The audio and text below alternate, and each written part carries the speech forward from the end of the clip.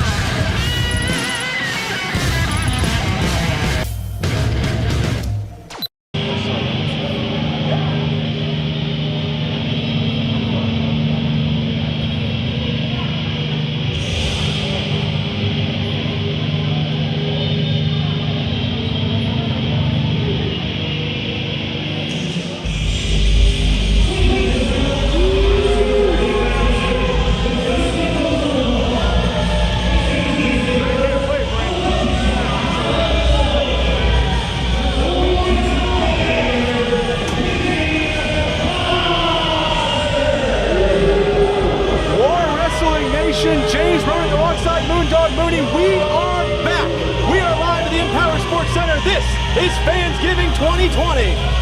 Jay, it's absolutely exciting to be here in Lima, Ohio. War Wrestling has such a rich history of professional wrestling. They've left a huge legacy, not only on the city of Lima, but the state of Ohio. Since 2003, War Wrestling is the pinnacle of pro wrestling in the state of Ohio. We've got 2 huge title matches. The first round bye in the tag team tournament, and we kick it off with one of the most personal contests of the night. Let's go back up to Slick Rick for the introduction.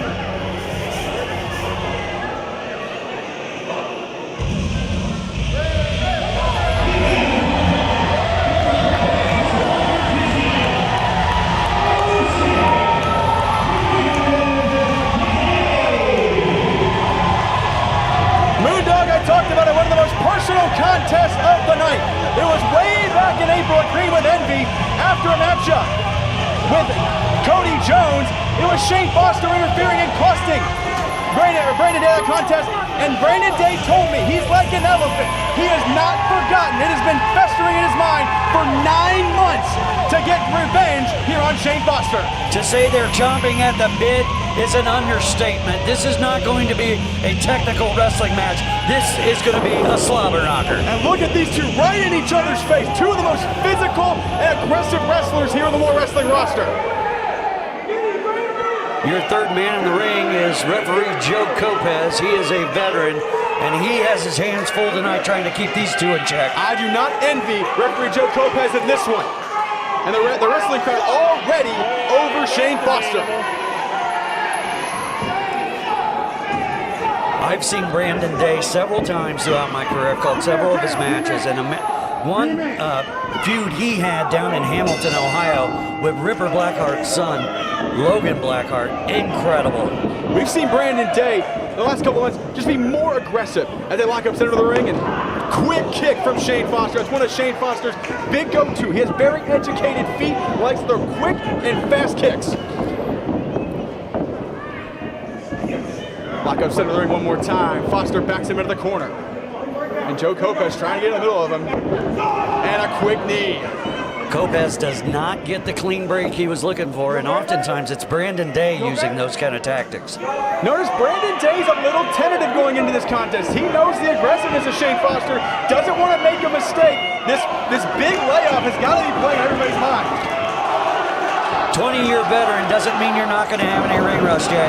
But 20-year veteran also means you know the tricks, you know to control the pace. As right now Shane Foster controls the matchup with the top. Backs him into the corner one more time. Oh, tried another cheap shot this time. Brandon Day takes him down. Quick cradle, 1, 2, and Foster gets the shoulder up. That was an excellent Oklahoma roll by the veteran. And there is a sign of what he thinks. I think he called Shane Foster number 1 right there. Big right hand by Foster. And Brandon Day answers back. These two will love to stand in the middle and strike. And right now they are just tattooing one another in the center of the ring. Neither man giving an inch. This has been 9 months in the making. Brandon Day has thought about this every single day. Going for the shoulder tackle, nothing there. Ducks the clothesline. Big knife edge chop. And a second one. And you can hear those echo throughout the Empowered Sports Center here in Lima, Ohio. Got him in the corner. Overhand blow that time. And a forearm. And now Brandon Day just keeping Shane Foster unleashing all that aggression he's had built up. And Joe Lopez on the line, almost disqualified Brandon Day. Joe Lopez, we said at the outset, has his hands full. Two of the most aggressive wrestlers and two guys who have a lot to prove here. Ankle pick by Foster, got Day off his feet. Both men looking for an all-important win. Their last outing was by Green with Envy. We talked about how Brandon Day was cost that matchup with Cody Jones. Shane Foster in a big 6-man elimination, not the result he was looking for either. So both men need a win tonight. Nice snapmare. Off the rope now, Brandon Day, head of steam. Quick elbow, lateral press, 1, 2, and a 2 count. Foster had to use all of his weight to kick out of that. And notice how Brandon Day doesn't question the count. He goes right back on the attack. That's that 20-year veteran. Nice back suplex. Foster trying to roll to the rope, trying to get himself a little bit of separation. Brandon Day right back on top of him. And the overhand. And again, that quick forearm right after it. Shoots him across the ring. Here comes Brandon, head of steam, caught the boot, and a big right hand.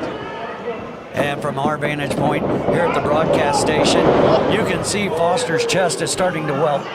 Every shot is 9 months in the making from Brandon Day. But now Shane Foster, who is also, he's had that same mentality. He didn't attack him just out of random. This is a planned attack from Shane Foster. He wants to prove a point, and he wants to use Brandon Day to be that stepping stone. And right now he's stepping right on the ribcage, taking the air out of Brandon Day. Shane Foster pulling Brandon Day now back to the center of the ring. Knee strike right to the ribs once again. Foster is trying to take away the oxygen. The oxygen is what is the fuel that keeps the body going through these matches, especially as rough as this one is. And we talked about those kicks right at the outset. Those 2 stiff kicks right across the chest, right across the lungs. He is trying to wear down and keep Brandon Day on the mat. Now he's stretching Brandon Day. In speaking to Foster before the show, trying to get a little information on these guys, Foster's philosophy, personally and professionally, is peace through violence. You see violence right on the back of his singlet. He is a violent man. I'm glad he talked to you. He wouldn't even talk to me before the show. Brandon Day, though, trying to fight back. And the crowd is solidly behind Day here. Back to a vertical base, but Foster right back to the ribs again. Shoots him off the far side rope. Follows him in with a knee. Off the rope, Shane Foster, a low drop kick, caught him in the face. Lateral press, hooks the leg, 1, 2. And Brandon Day turns the shoulder. Joe Cope has in excellent position there for the count. Notice the attack on the ribs. Brandon Day didn't get a full kick. He turned the shoulder. Shane Foster's attack is only at the ribs, except for right there, that big right hand to the side of the head. Grabbing him out by the neck. Pulls him back to a vertical base. Foster gonna shoot him off one more time. And again, oh, let's have a counter. Roll up, 1, 2. Oh, the veteran almost caught a surprise win there. That's the thing about Day. He'll remember the first one, and he'll get you on the second. Yeah, fool me once, not. Oh, a counter here. Big Uranagi into a gut buster. I thought he was going to slam him down. Foster changes in mid-move to go right back to the ribs. Lateral press, hooks the leg again, 1, 2. And a 2 count again. If I'm Foster right now focusing on the abdomen, I'm going to go in for a body scissors or an abdominal stretch. And notice that last pinning attempt, he trapped both arms this time. There was less of an opportunity for Brandon Day. Nice paintbrushing him in the back of the head. And here's that body scissors you talked about. And Foster, right now, he's going to lean on Day. Day is going to have to push up from the mat against gravity, against the weight of Foster. Well, the only thing working with Brandon Day is the crowd. They are trying to rally him as he tries to get the bigger Foster off his back. Almost over, and look at that, using the hair and right back to the fist. And a clubbing elbow right to the side of the head that time. What an excellent match in our opening here at Fansgiving. And the hits just keep on coming. Lateral press, hooks the leg, 1, 2, and a 2 count again. And right back to the body scissors. Right now, Foster has the strategy. I thought this was going to be much more of a brawl, but Foster's using his mind. We talked about that 9-month layoff. Brandon Day was ready for a fight. Shane Foster had his own idea, and he's controlling the pace right now. The bigger Foster leaning once again. Lopez right in the face of Brandon Day, but Brandon Day, the wily veteran, fighting back to his feet one more time. Back elbow caught him. Second elbow, this time breaks the grip of Foster. Third elbow, causes a little bit of separation. But the kick again from Foster. Day fights back with a forearm. Foster's trying to counteract with that Muay Thai. Foster has that reach advantage, but Brandon Day will come right at you with strike after strike. No reverse in Brandon Day. Day firing up, lighting him in the corner. Shoots it far side. Here comes Brandon Day, and a back elbow caught him coming in again. But for the kick, this time caught. Overhead suplex by Brandon Day. This could be the opening he needs. And now Foster needs to get over, cinching that pin. Brandon Day back to his feet. Foster needs the ropes to stand up. Big flying forearm by Brandon Day. Brandon Day now ascending to the middle turnbuckle. Taking a chance. Big bulldog drops him down to the canvas. Here it is. Hooks the leg, 1 and 2 and no! Just the 2 counts, says referee Gomez. And that's the first sign of frustration on the face of Brandon Day. And Foster right now is stunned from that bulldog. This is the time for Brandon Day. Get his win back and stay on top. Hooks him from behind. Ripcord. Spin out, went for the lariat. Instead, up and over. On the shoulders of Foster. Brandon Day escapes. And look out, here goes Foster, hit a steam, up and over the top rope he goes. The veteran. The veteran setting up for something here. Up and over. Oh, landed on the apron. And back in goes Brandon Day. Drop kicks him in the face. The 20-year veteran teaching Shane Foster a thing or two in our opening contest. And Foster thought maybe he was going to get some respite outside, but none for him. Brandon Day keeping the pressure on. He's got Shane Foster weary. Foster to his knees. Brandon Day sizing him up. And look at that jumping knee out of nowhere. Oh my goodness. Did you see the elevation from Shane Foster? He's going to hook the inside leg. He has knocked him out. 1, 2, didn't get him, just 2. I don't know how Day got out of that. There was a momentary hesitation before the pinfall attempt. That might have been the only thing that saved Brandon Day on that one.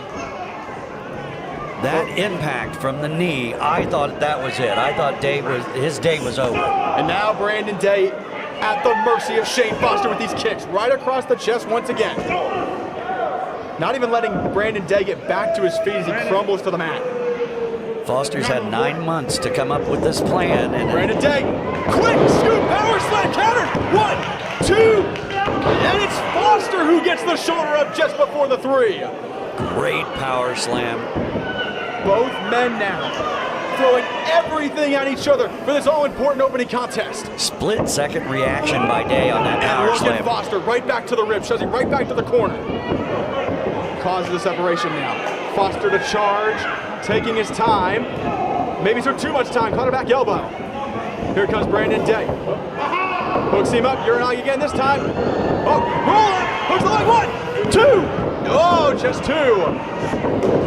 Torpedo elbow caught him. A well-executed pin attempt by Foster and then followed up, by Day, and then Foster 1, with that big 2, forearm.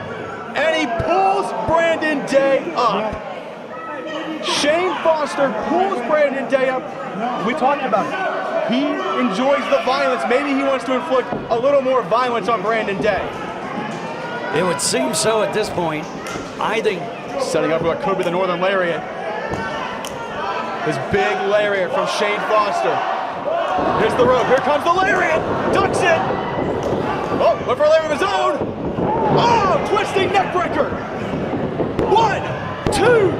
Got it. Brandon Day with a huge win.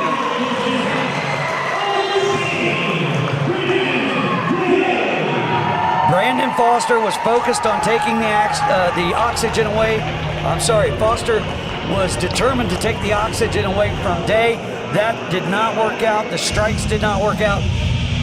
Veteran pulls off the victory. The 20-year veteran with a huge win to kick off Fansgiving. Brandon Day back in the win column here at War Wrestling.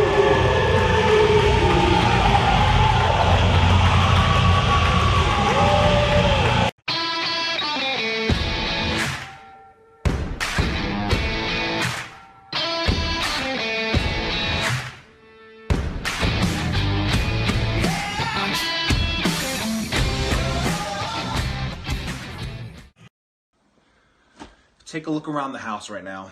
It's a familiar sight. Because for the past 8 months, we've all just been stuck inside our houses, sitting, waiting, hoping this all would pass. See, back before this whole quarantine started, I was on top of the world. I was wrestling for the War Wrestling Championship in the main event. And then this happened, and all my momentum came to a stop.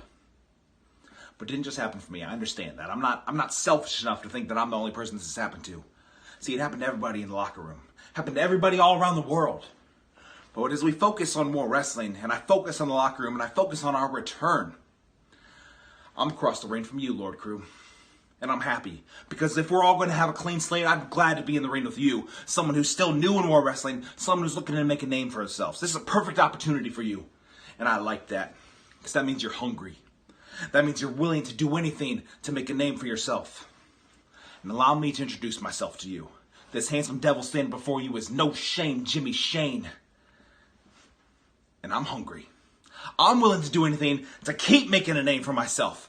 For the past almost a decade of my life, I've been in more wrestling. 8 months, whatever. I've scratched and clawed for 8 years to try to get here.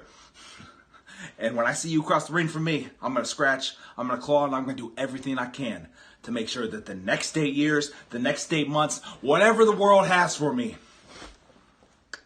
it's going to be great. Because this guy right here is going to be a winner.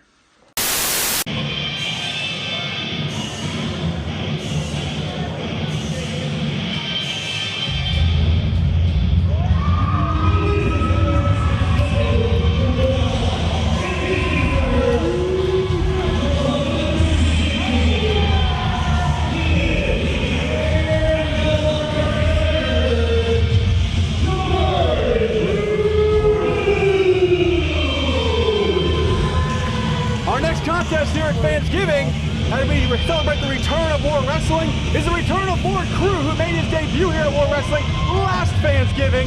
One of the most unpredictable wrestlers here in War Wrestling, Moondog. Yeah, Jay, he's a bare-knuckle brawler, street brawler, lives the biker lifestyle. I think his nickname says it all, Berserker. But he's got a real test in front of him here in this next contest. Very quickly, want to thank everybody for joining us around the world for our live stream. This is War Wrestling from Lima, Ohio. Fansgiving from the Empowered Sports Center.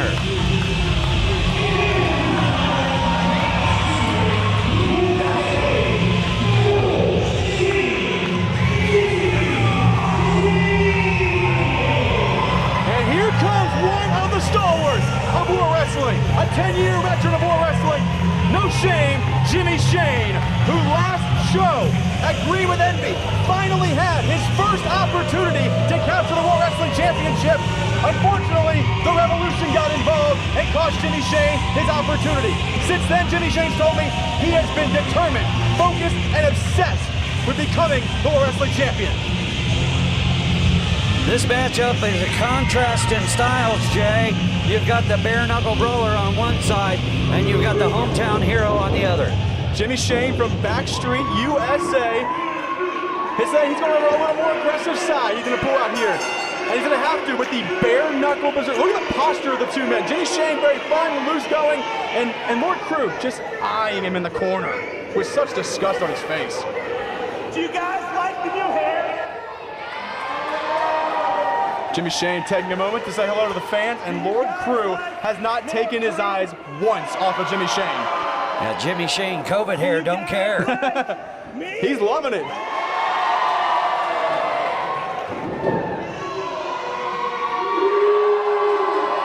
Not a warm response for Lord Crew.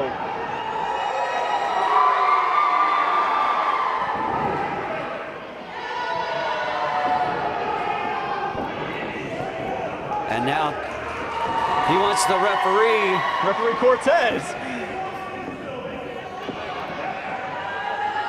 First show back in 9 months. The guys are going to have a little fun tonight.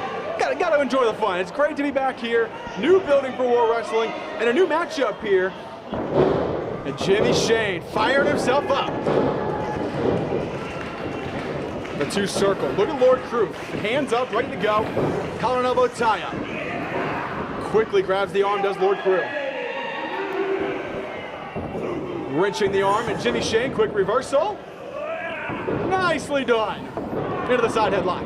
Excellent chain wrestling there.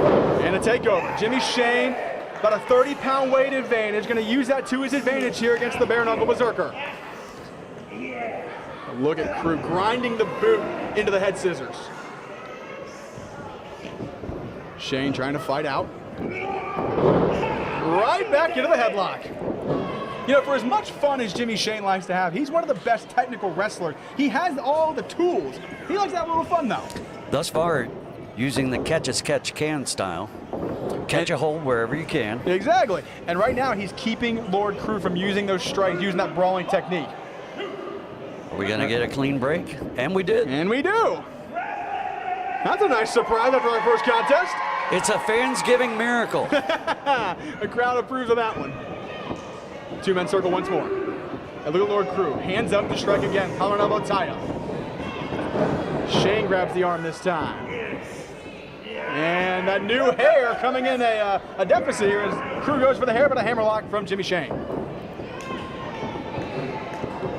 Crew looking for the escape, and he chooses the back elbow.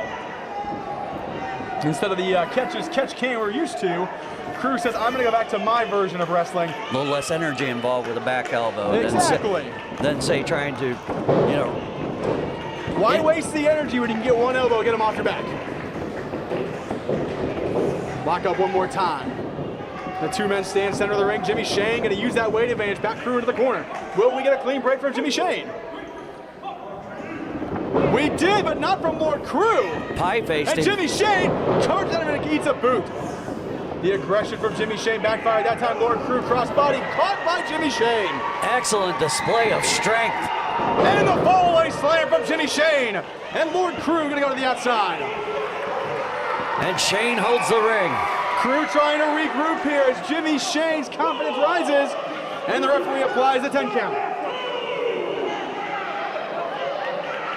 But look at Lord Crew's face.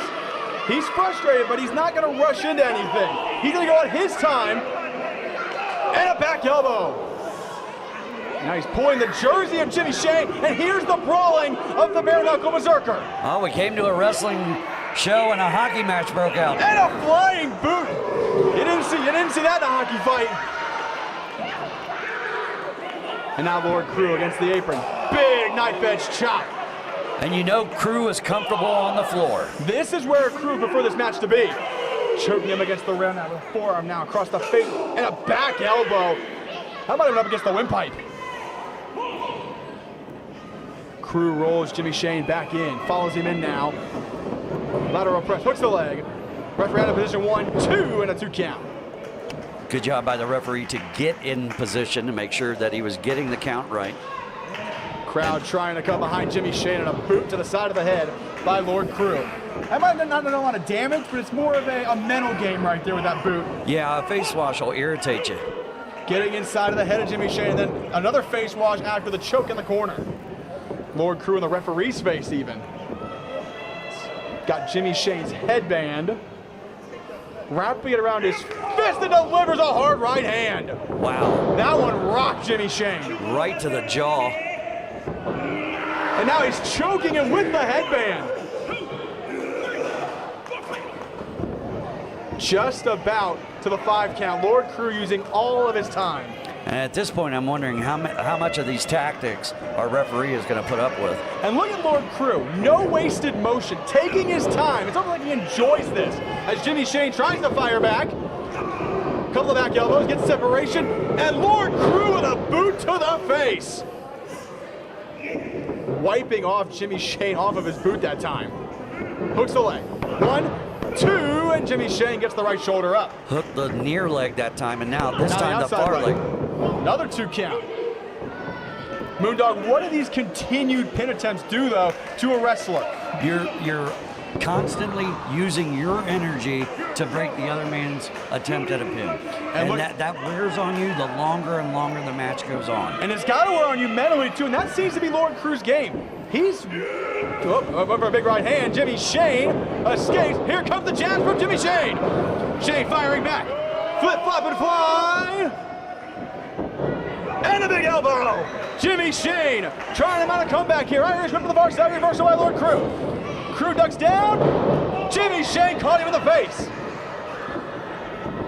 Lord Crew swinging to this. Jimmy Shane, big time Uranagi, slams him down, hooks the inside leg. 1 and 2, and Lord Crew gets out. The back press was not enough to pin the Berserker. Jimmy Shane trying to use that weight to his advantage, just didn't have enough across the shoulders that time. And I believe that may have been one of the first times Shane has gotten Crew off his feet. And, oh, Lord Crew responds. And a jab. Here come the jabs. Spinning back fist. And a spin kick to the side of the head. That could be it. He could have knocked him out. 1, 2, just a 2 count. Crew could just not get enough weight distributed across the shoulders to keep Shane down. But look at Jimmy Shane. He is in a heap on the canvas. And on the other side, Lord Crew, more aggressive. It's almost like now he's in a different mindset as he untapes the hand. This is the bare knuckle Berserker in his element. Front chancery. This could be this suplex into a power bomb. Got him up. No, reversal by Jimmy Shane. Shoves him away. There's the spear from Jimmy Shane. Here's the cover. Hooks the leg. 1, 2. Got him. Shane demonstrated excellent balance coming out of that suplex to get the win. Jimmy Shane had it well scouted, and Jimmy Shane earned that victory. What a win for Jimmy Shane. Like I said, coming out of that suplex, he landed on his feet. It was just extraordinary balance shown by Shane. And he had the presence of mind to create the separation. He got himself enough space to set up his spear. Jimmy Shane with a big win. Wait a minute, watch out, Lord Crew from behind. Wait a minute. Lord Crew from behind. The match is over. He knocked down the referee. That's going to be a fine. And now look at it. He got Jimmy Shane trapped. Just repeated blows. Get in there, referee. and he shoved the referee again. And that's going to be a suspension, I got to believe. Lord Crew is going berserk here. He's asked for the stick. He has lost the match. The fans here in Lima are not happy. He's not only lost the match, he's lost his mind.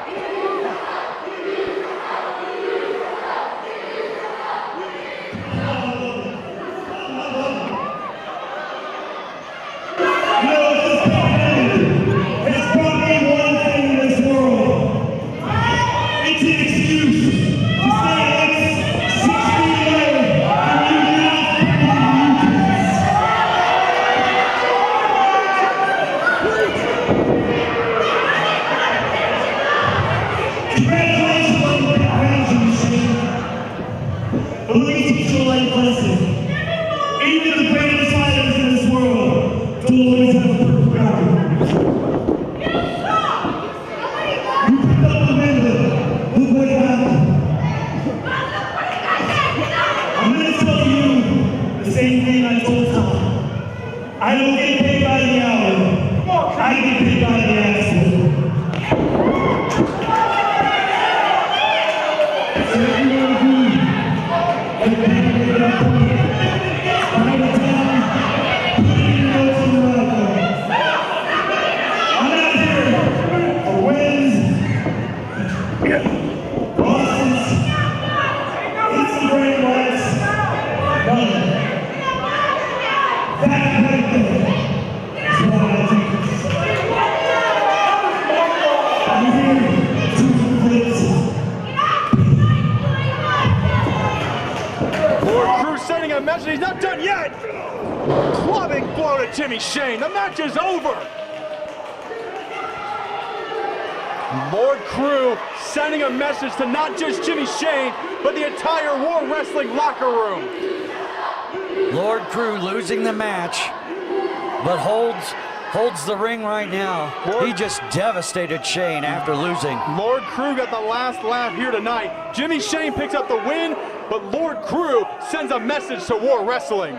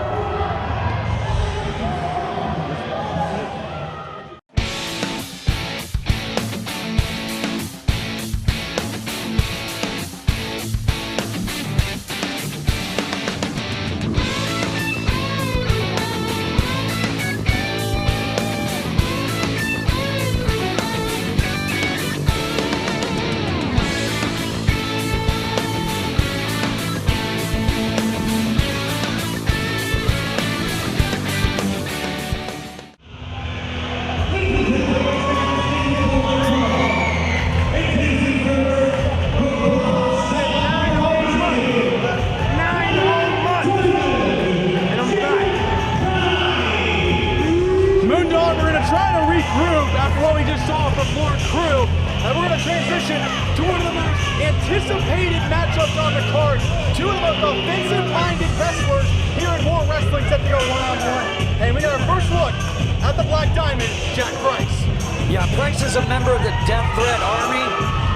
Lots of strikes. He's a high flyer. Set against the contrast of Espirito Maria. It's going to be a great contest. We saw Jack Price last Fansgiving. Big fatal four-way win. This time it's one-on-one against the gift of the gods of Espiritu Maya. Let's go back to Slick Rick for the introduction.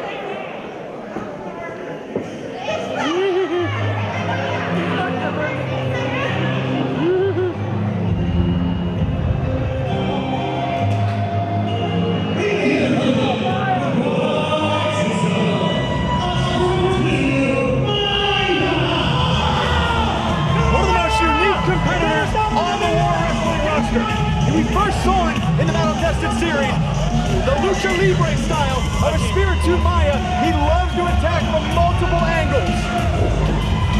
So you've got the Lucha style from Mexico, and you've got the American high flyer. Too close to call on this one. Two very offensive-minded wrestlers that both never saw a chance they wouldn't take. And this should be one of, if not the match of the night here at Fansgiving. Espiritu Maya wrestles that Lucha Libre style, a lot of fast pace, loves to use the ropes, loves to use the environment to his advantage. Jack Price likes to use his feet to his advantage.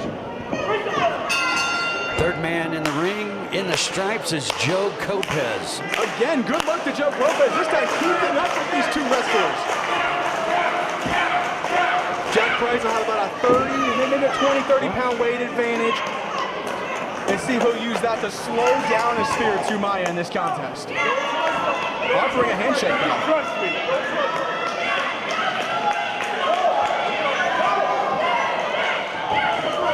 Offering his hand in a display of sportsmanship. Maya going to accept. It's good to see it. And a paintbrush to follow.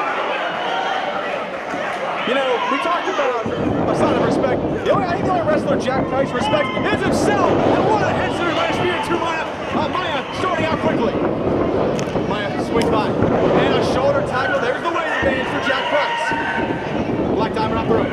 Over the top of Spiritu Maya. Maya leapfrog. Back roll. Oh, Connie, wheelbarrow. This could be. Nice hard drag takeover. Maya springs off the middle rope. Into the Hurricane Rana, takes over Jack Price one more time. And Maya, a little bit of a wave, up and over. Stomps on the foot. Kicks him in the face. Maya gonna use the rope one more time. Up on top. Flying arm drag. And Jack Price outside of the ring to the outside. Take a break.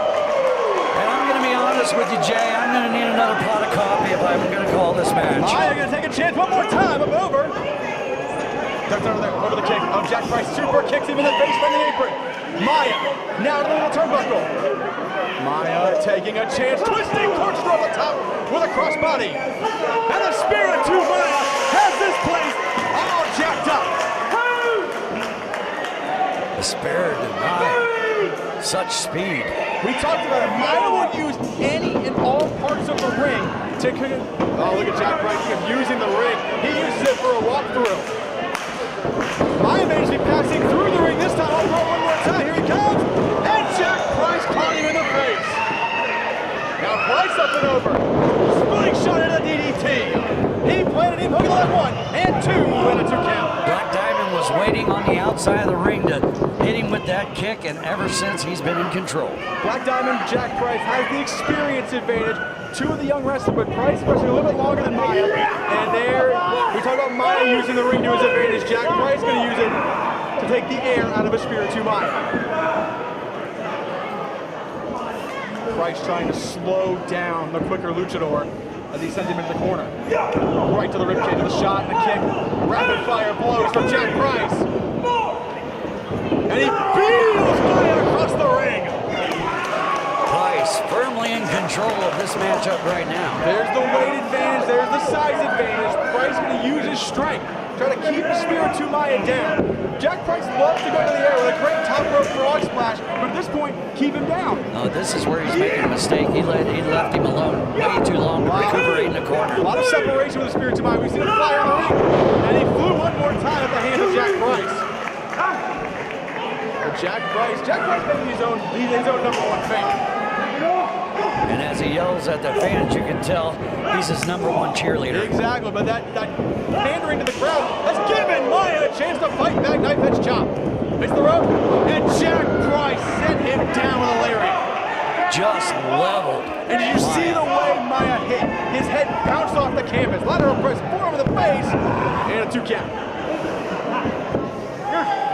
Applying a chin lock now is Jack Price. Looks like he's digging away at the mask. Might be looking right in the eye hole of a Spiritu Maya. Look at how Jack Price has basically brought this matchup to a standstill.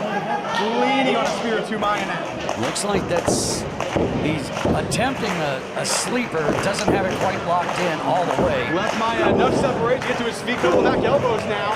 Third one, causes the separation. Hits the rope. And right back into a sleeper hold. Maya escapes though. Duck under. Up on the shoulders now. Watch this. Oh, over the gutbuster. How about this? Maya counter rolls him through. And now Maya in control. Shoots him off. Price reverses. Action quickening here. Flying head scissors. Maybe. Oh, into a DDT. Every time Maya's on offense, the tempo goes through the roof. And look at the just different angles. The different offense. Anywhere in the ring, Maya can drive you down with a huge tornado DDT this time. And Black Diamond drilled. He He's trying to get his wits about him. He's trying to hit the cobwebs loose here. Gonna use the ropes to get back to his feet. Maya has the space now, sizing him up. Price back to his feet first. Maya off the middle rope. Drop kick caught him in the chest. That was a short drop kick from the springboard, and that was excellent. It hit him right in the pecs. And now Maya charges into the corner. Price out of the way though. And Maya catches the boot. Price charges one more time. Maya catches the boot. Enziguri with the other one. Caught him behind the ear. Maya with some separation. Flying DDT. Price counters out of it. Oh, great leg trip by a spear to Maya. And a flying kick right to the back of the head. That could be it. Maya not following up for the pinfall though. From the middle rope. Oh, springboard frog splash. 1, 2. No, did he get him? Just 2. Joe Lopez was at 2 7/8. One of the most unique frog splashes I've ever seen, but he only gets a 2 count. He's expending a lot of energy with this offense, though, so that's another thing to look out for. If Black Diamond can hit a big strike, it may be enough. Maya could be set up for a big strike of its own here. Going for, could be the sacrifice. No, what a strike to the back of the head. Handspring, into the cutter, that could be it. He plated Maya, but he's got to go for the cover. Hooks the leg in, 1, and 2, and no, just 2. The Spirit to Maya turns the shoulder. Jack Price cannot believe it. He spiked a Spirit to Maya with that one. And you know Black Diamond wants to impress the rest of Death Threat Authority on this first match back after lockdown. Gonna take him up to the shoulders one more time. Maya fights back with elbows though. And Maya shows him away. Ducked under. Price rolls over the back. Big super kick, and that rocked Maya. There's the big leg lariat. He planted him. 1, 2. No, again, just 2. Black Diamond made the mistake of not hooking the leg. I believe he had Maya there. That's the move he won the four-way with last Fansgiving. That's the same move, but he didn't hook the leg, and Maya gets out just before the count of 3. And now arguing with Joe Lopez is not going to do him any favors. He's got to stay on his Spirit to Maya here. You cannot leave any separation. Maya, big forearm to the face. Follow that kick to the midsection. Maya hits the rope now. And big spine buster. Could be going for the frog splash. And Black Diamond, he's taking too much time though. he's going to the high rent district. All the way up. He's taking too much time. Maya back to his feet. Caught him in the head. Absolutely right, Jay. Took way too much time. Nice forearm though. Caught him. Here comes Maya. Maya caught him in the face with a knee. Then a super kick. This could be the gift of the gods. Watch this. It's a rope walking DDT, and he planted him. Gift of the gods from a Spirit to He's Maya. got to secure the legs. 1, 2, got him. What a matchup. Incredible. A Spirit to Maya and Jack Price threw everything at each other, and Maya secures the win with the gift of the gods. And the presence of mind of the Spirit to Maya so close to the ropes to wrap up Black Diamond. That's what got him the victory here tonight. What a matchup. He earned every bit of that victory here at Fansgiving. And the crowd showing their respect for Spirit to Maya and for Jack Price. Phenomenal contest.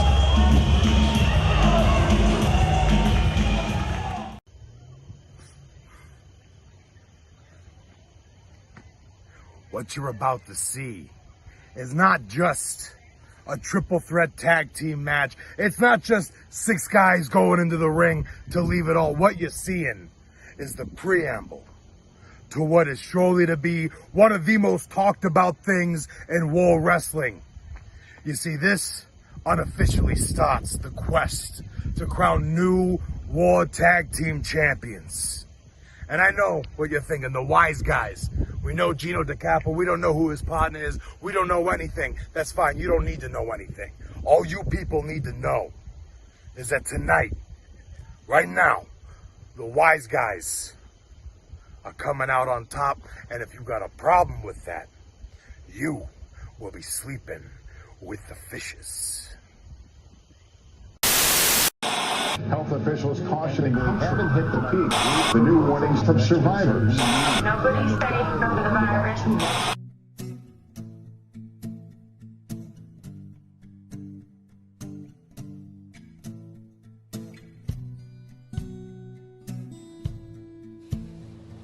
I warned you. I warned you a year ago that if you embrace the evils of this world, bad things will happen. And what happened? The worst of things happened. They shut everything down and took everything from you. My Hosses of War, my Christopher, my Patrick, my Jexy, you see, they are going to go through your tag team division. And I am gonna burn this place to the ground and build it back up in my image, and it's going to be beautiful. I promise you.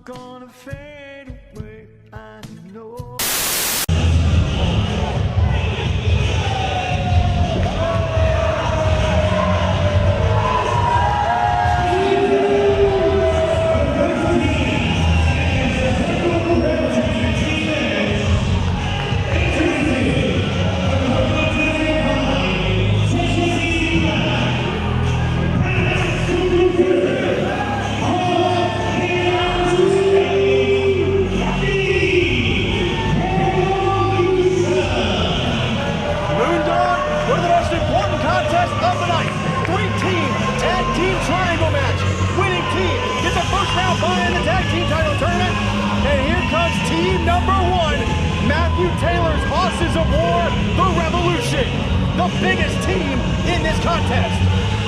Crosshairs Kelly and Pat the Bruiser are tag team champions throughout Ohio. They hold the RCW Championship and the OCW Championship. And the most important fact about the Revolution, they are the followers of Matthew Taylor. Matthew Taylor has shown them the way, and since then, they have become more aggressive, more violent, and the most important thing on the outside, Jexy Black alongside the Revolution. Now, when I was doing research before the show, a lot of the guys would come up and talk to me and tell me a little bit about themselves. No talking from the Revolution. Totally cut off. They were not allowed to say anything, and they are under the spell of the guiding light, Matthew Taylor. You can call it a spell, you can call it whatever they want. They are drinking the Kool-Aid of Matthew Taylor. They are following Matt Taylor any way he leads them. And right now, he's hoping to lead them to the War Tag Team Championships. And they continue to say they have not sold out. They have bought in to the guiding light, Matthew Taylor.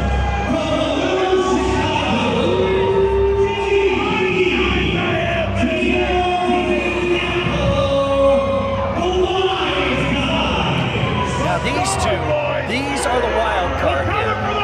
This team put together at the last minute, and who knows what we're going to see from them. Gino the first guys, Jimmy B on the outside. For those of you who recognize Jimmy B, this is the man who's been attacking in the crowd, helping Gino the Capo. He's a hired gun from Ripper Blackheart. And look at the size of Jimmy B. And here comes the third team, the fan favorites. Let's go back to Slick Rick one more time.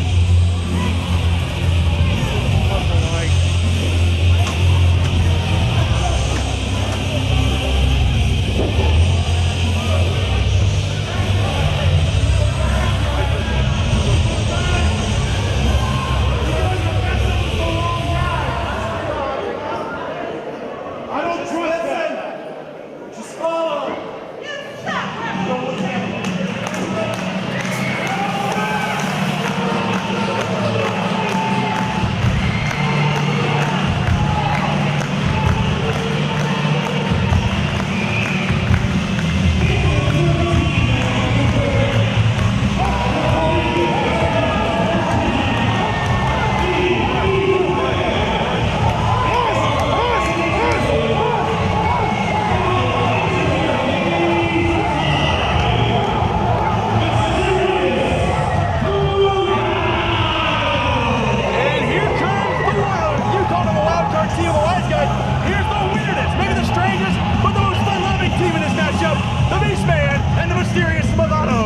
I was able to get a little bit out of Mysterious Movado before the show, and he told me, for what it's worth, he's leveled up to level 5. All right, well, we'll see what level 5 looks like for the mysterious You have any idea what that means? No clue. I tried to talk to Beastman and, well, you know, go that way.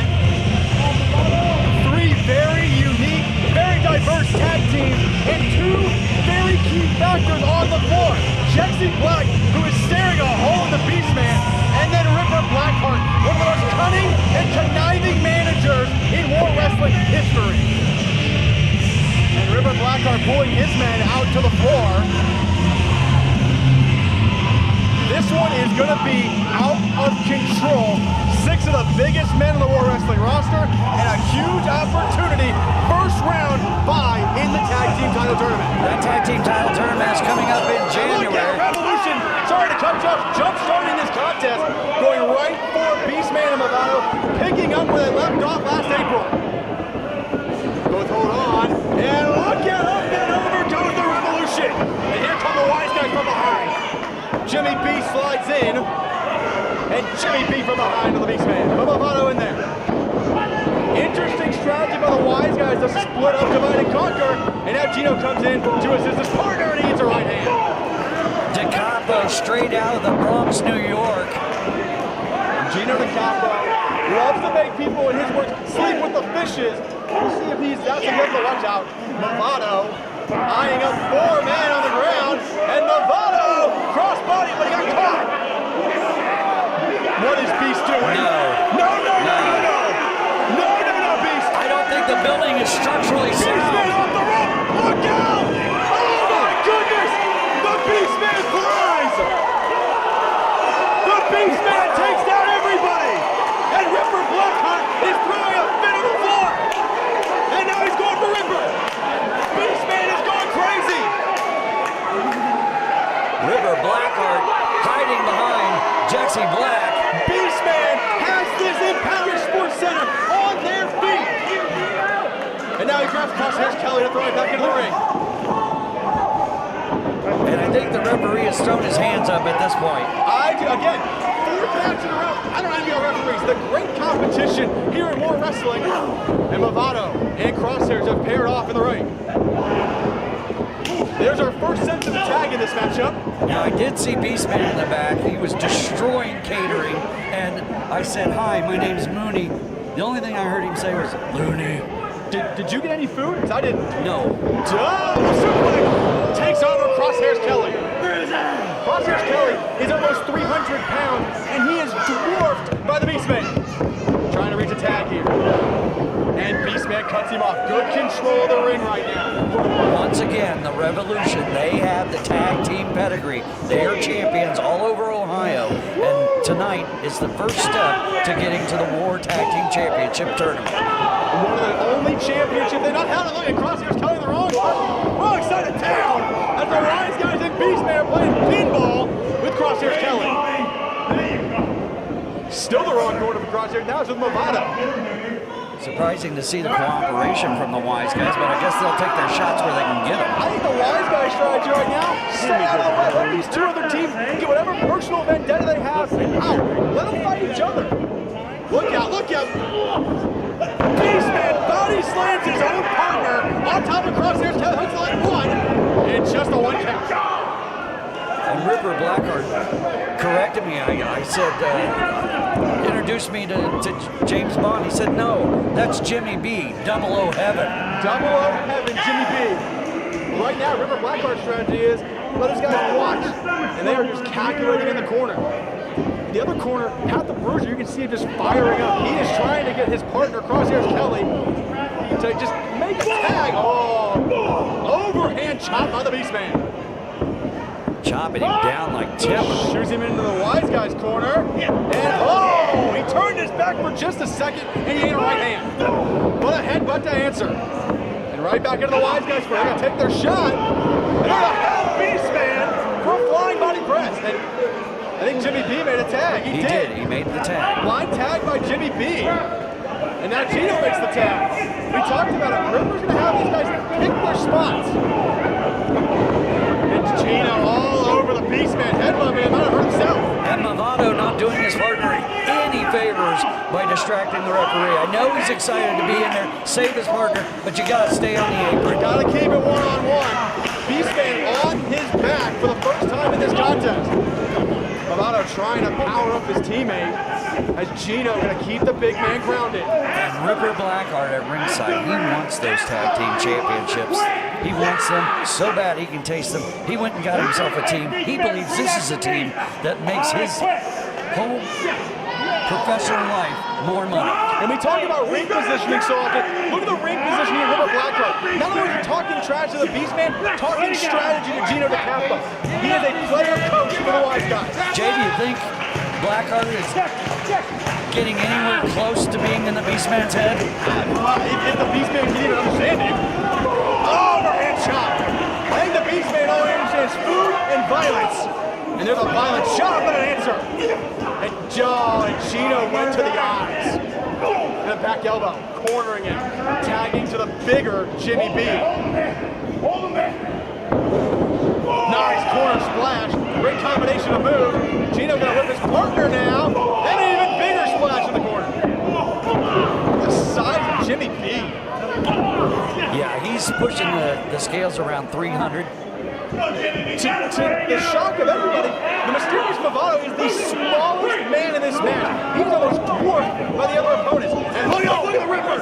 Ripper with a shoe! He took his shoe off at the Beast Man. Taking a page out of the Hall of Famer James J. Dillon's book. And now Jimmy B keeping Beast Man in the ropes. Look at Gino. Gino inching closer and Ripper inching closer. And there he is again, this time to the eyes. But Wise Guys have a game plan. And now you go to the Movado. Beast Man trying to tag Gino over. He doesn't know where he's at right now. Got a crosshair, though. And Crosshairs takes a cheap shot. He knows he's in pain. And in the wrong corner. Quick tags by the Wise Guys. Great tag team work by the Wise Guys. They cut the ring into a third. And now they're gonna, no way. No way. Double back suplex. The ring shook on that one. Lateral press. Looks the big, massive leg of the Beast Man. Just a 2 count. Did you see how much effort it took Gino to hook the leg of the Beast Man? Now stopping. Gino hits the rope. Big leg drop. High elevation on that leg drop. Gino's got great athleticism for a big guy. Lateral press, this time forearm across the jaw. 2 count. Didn't even try to hook the leg that time. Choking the Beast Man, referee in his face. What's the problem? Gino DeCampo out of the Bronx, New York. He goes about 240, 250, hits hard, doesn't play by the rules. Well, Gino plays by his own rules. And now Jimmy B following his own rules. The mounted punches right to the head. Ripper Blackheart watching on with enjoyment as his men dominating the Beast Man, but a cocky cover. I don't know what he was thinking there, how you're going to keep this big man down with just a punches now, both men going at it. Beast Man fighting back to his feet here. And Jimmy B, a clubbing blow. Beast Man hits the rope. And a big time clothesline from Jimmy B. Took the Beast Man right out of his spring boots. Nobody wants Mysterious Movado in this matchup. You heard the Revolution just say, stop the tag. Let's keep the Beast Man down. They've got the big man grounded now around the arm. And the Revolution saving energy on the apron, looking on as the Wise Guys work over Beast Man. This has to be the way Matthew Taylor wanted this matchup to go. The Revolution just chomping their teeth, waiting for their opportunity to inflict more violence. But right now it's Jimmy B focusing on that right hand of the Beast Man. Now I can tell you what that big overhand chop the Beast Man likes to use. Jimmy B clubbing blow to the back of the neck again. And now Gino with the right hand. And the team that wins here tonight gets a first round bye. And that gives you a huge advantage in the tournament. Huge advantage in the tournament. Plus, if you end up fighting one of these teams late in the tournament, it's a mental advantage. What a kick by the Beast Man. And the big man is gonna fly again. Beast Man to the middle turnbuckle. And he's biting the head of Gino DeCampo now. Taking a bite out of crime. Get down from there, the Beast Man up on the middle turnbuckle. Flying shoulder tackle. Who will be the first to their feet now? 3 men down, 3 men on the apron. awaiting attack. And notice, two of those three waiting, the Revolution. Waiting, just biding their time. Both the wise guys down in the canvas, and Lovato reaching for the tag. Can he get there? Gino grabs the ankle, trying to prevent it. Beastman with an Enziguri! That might have been the biggest Enziguri I've ever seen. Here comes Lovato. Blocks on hand, right hand of his own. Lovato blocks again. Lovato firing off now on Gino DeCapo. Series of jabs. He's got DeCapo rocked. I think DeCapo knows where he is. Whoa. And a spinning back kick. And a knee lift. And a bicycle kick. That's got him down. Hooks the leg one. And two. And no. Blackheart thought this one was over, praying that it wasn't. Ripper Blackheart, a little bit of fear now. Nice drop toe hold by Mysterious Lovato. Lovato, he's struck cradle possibly. Got him hooked. One and two, and he got it. Did he get him? No, maybe. Yeah, he got the shoulder up there, referee. Referee says the shoulder was up. Just a two, somehow. Inside cradle now. Another cover, one, two. This time he got it. This time he got it. And now here comes the Revolution. Here comes the Revolution. The wise guys have been eliminated. And notice, now Crosshairs Kelly takes his moment and attacks Lovato from behind. And rapid fire shots. Crosshairs Kelly and Pat the Bruiser, they have been waiting in the corner, resting. Gonna whip his partner to the corner. Lovato moved out of the way. Went to the wrong part of town here. Oh, got caught. Crosshairs caught him. Oh, and no, Bruiser hit Crosshairs. Revolution on spaghetti legs here. Lovato underneath. Nice arm drag takeover. Lovato gonna charge at Crosshairs underneath. Full Nelson spins him around. Arm drags him over. Lovato charging at the Bruiser. How long can Lovato keep this up? And can he rely on the Beastman on the apron? Beastman is in a world of hurt. Lovato is on and alone right now. Two basement drop kicks though. He's got the Revolution down. Thought he was gonna make a tag instead. Lovato. Handstand into a splash. Here's the hook of the leg. One, two, and both members of the Revolution power out. And that's why they call him mysterious. I have no idea why he went for that. I have no idea why he went for it. I have no idea who the legal man is at this point. It's turned into a fight between Beastman and Lovato and the Revolution. Double reversal on a double right hand by Matthew Taylor's Hosses of War. Bruiser and Crosshairs send Beastman off the rope.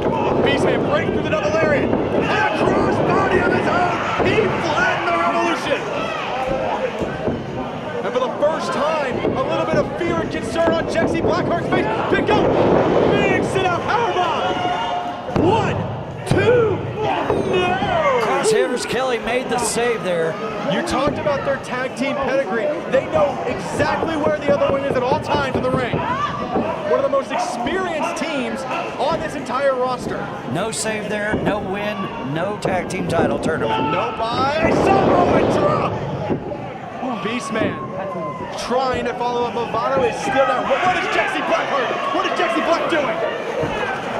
Get her out of there. Jexy Black, one of the followers of the guiding light, Matthew Taylor. Wackadoodle. And what is she doing? Beastman's got Jexy now. This crazy person. Crosshair with bone. Here's the bone in the back. I don't think Beastman knows where he's at. He's stumbling, No way. he's staggering. They cannot horse toss him.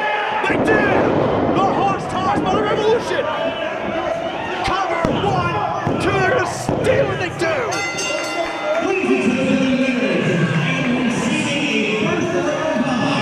In the World Wrestling Tag Team Tournament, Panda Cruisers, Crosshairs Kelly, the Revolution. No one happier right now than the guiding light, Matthew Taylor, that his acolytes get the first round bye come January for the War Tag Team Championship Tournament. They didn't win it, though, Moondog. They stole it. Jexy Black and that big bone from the Beastman. The Revolution stole one, but they get the first round bye in the tag team title tournament. And is this going to be momentum for later in the night when we see the guiding light, Matthew Taylor? You got to think a win's a win. I know they weren't what you wanted to see out of your tag team contenders, but they are following the guiding light, Matthew Taylor. That is their way, and he is leading the path for these guys. And right now is the path of victory. The Revolution gets the first round bye in the tag team title tournament.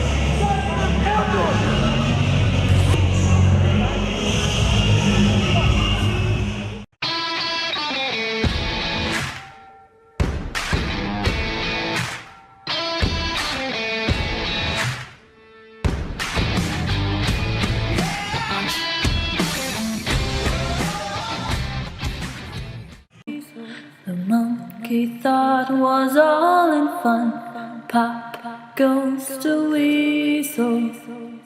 A penny for a spool of thread, a penny for a needle. That's the way the money goes. Pop goes the weasel. Up and down the city road, in and out the eagle. That's the way the money goes.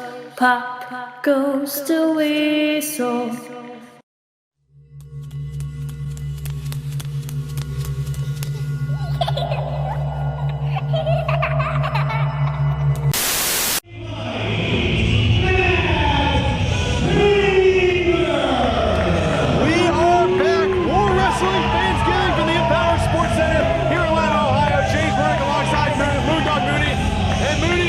It's time to transition to the guiding light, Matthew Taylor. Jay, I've known Matthew Taylor for about 8 years, and when I first met him, it was a complete different person than what we're seeing here today. It's like Midsummer meets the Wicker Man. I have no idea what this man's new personal philosophy, what it's about or how he got there, but this is an entirely different Matthew Taylor. The Dark Star Matt Taylor, the former War Wrestling Champion Matt Taylor, he's gone. This guiding light Matthew Taylor, his new crusade, he told me he wants to burn War Wrestling to the ground and rebuild it in his image. And you can see Never Alone, Jackson Black at ringside. She made her presence felt in the 3-team triangle match previously, and now what impact will she have with Matthew Taylor as we go back to the ring and Slick Rick?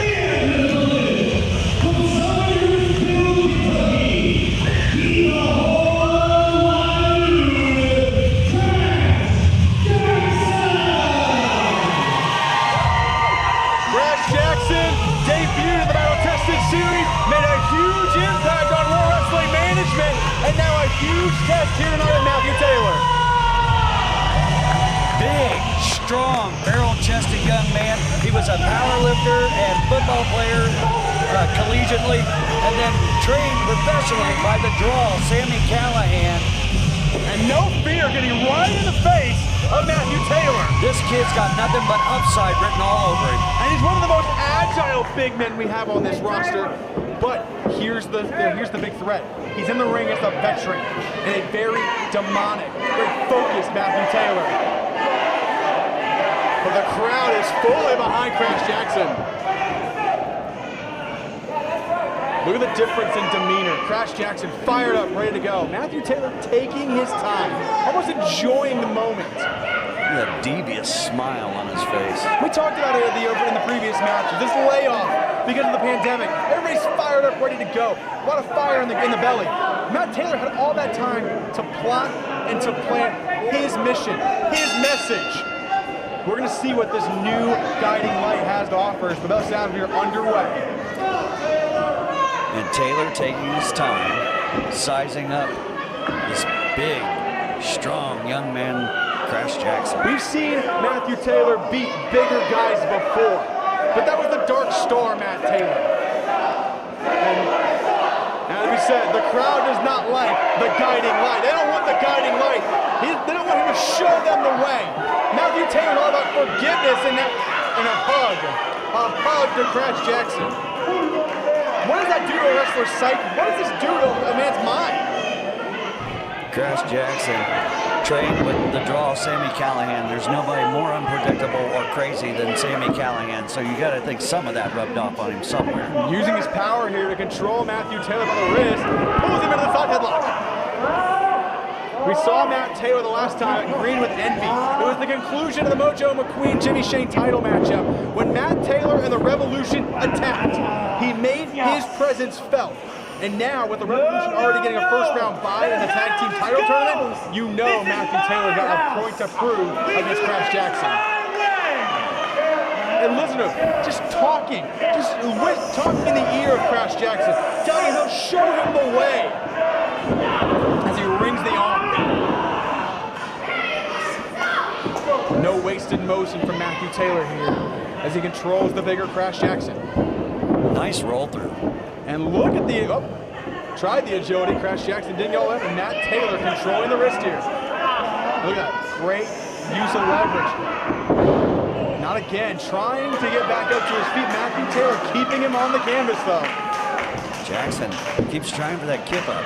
The big power lifter, trying one more time. No, but how about that great move? Use the momentum to take Matthew Taylor over, and he locks on the side headlock. Surprising ring savvy from Jackson. And that could be that teaching of Sami Callihan you talked about earlier. As now Matt Taylor backs him into the corner. Big shoulder tackle by Crash Jackson. Jackson's gonna win that contest every time. And whoa, he walks over the chest, and then a flying elbow to follow it up. And one elevation on the drop kick. One hops on Jackson. That was a well-placed drop kick. You're talking about the powerlifting, using those legs. Catches the leg of Matt Taylor, and Zaguri caught him with the other foot.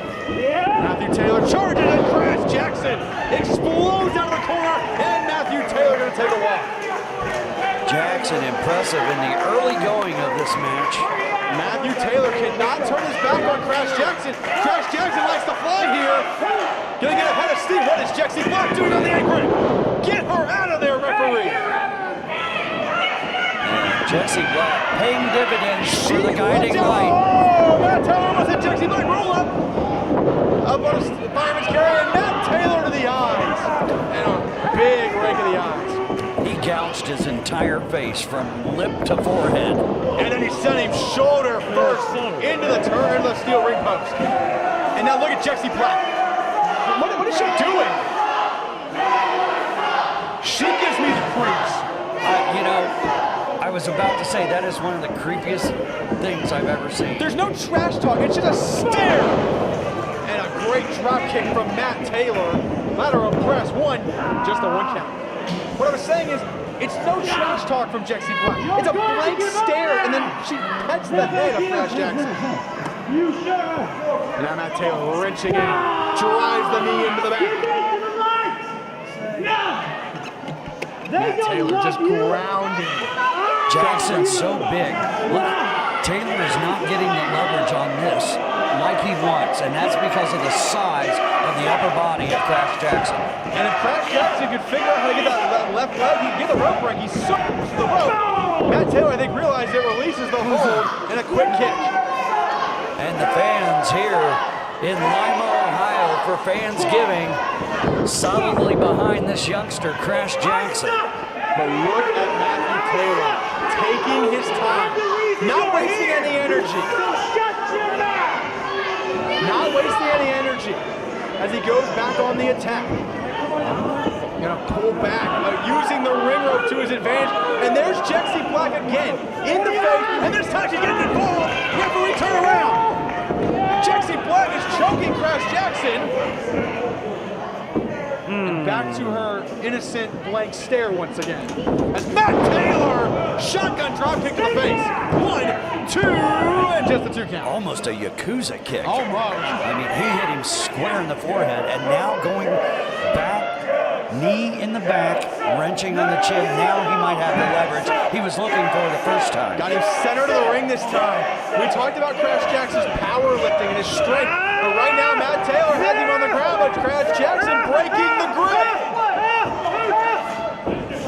And he might have bit the finger of Matt Taylor. But Taylor, quick on the attack, back into the corner again. And this time all the way to the floor. Again, keep your eye on Jexy Black.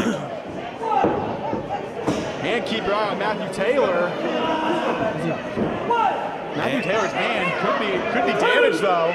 Referee Joe Cope has he just rested the book on his head.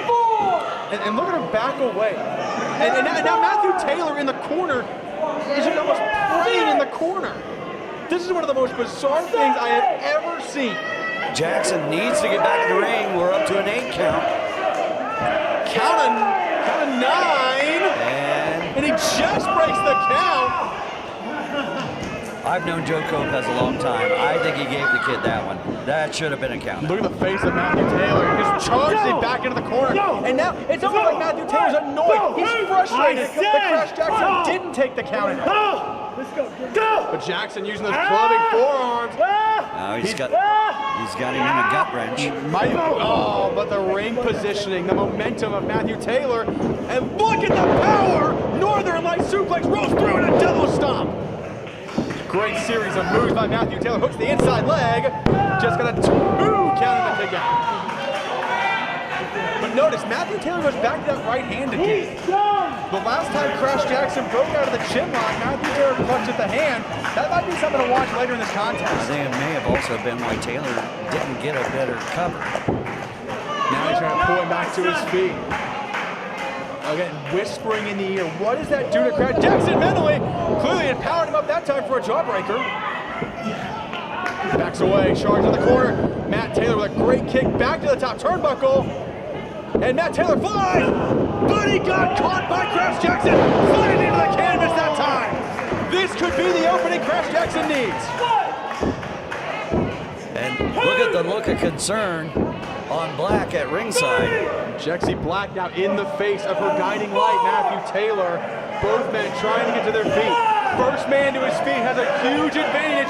Pivotal point of the contest. Matthew Taylor in the face, almost holding the hand of Jexy Blackheart for inspiration. He clutched his right hand. And he delivers a right hand of his own to the face. Jackson answers a big right hand. Forearm from Matt Taylor. Forearm from Crash Jackson. Taylor does not want to stand toe-to-toe with this guy. Every shot is rocking Matt Taylor back to the corner. Jackson though looks winded and a big knee caught him. The momentary hesitation, but a headbutt answers back. Big forearm blows, now the rapid fire. Backing Matt Taylor to the corner. Here comes Crash Jackson. Jackson backs away, causes separation, charges the running forearm. That one caught him right on the jaw. One more time, European uppercut that time. Gonna go for a third time. Off the rope, and a big time clothesline knocks him down. Gotta go for a cover. Hooks the leg. 1, 2, what is Jexy Black doing in the ring? What is going on? Serving as a distraction. Look at the face of Crash. This is the most bizarre thing. Referee needs to get her out of here. I think it's time for Black to hit the shower. I think so too. This is Crash Jackson almost looks just stunned. Now he's going for Jexy Black. Gotta pay attention to Matt Taylor though. Taylor will roll from behind the trunks, and he almost got a 3 count. Over the super kick, blocked by Crash Jackson. Spins him around. Guy with the fire is carrying. Oh, missed him. He cradle shots him down. 1, 2, and that was close. So close. Jackson nearly had him. What a move by Crash Jackson. Pick up to a power bomb.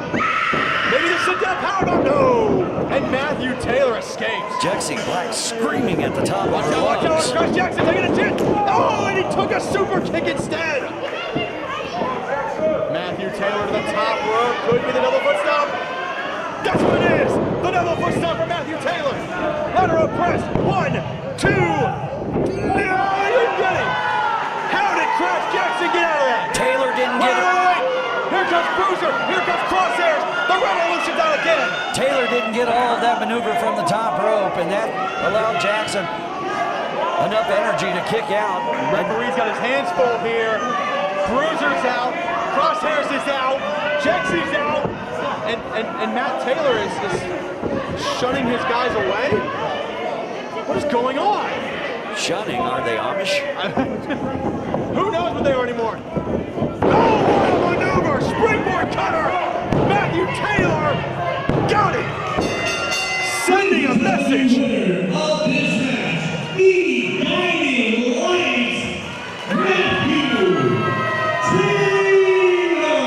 The momentary distraction of the Revolution leads Matt Taylor to hit the springboard cutter and a big win. It's a banner night for the Revolution. All three members headed to the pay window. On top of that, Jay, they've got a tag team tournament coming up in January, and they have a first round bye to go with it. Now wait a minute, Jackie's on the apron. I don't know if we're done here just yet.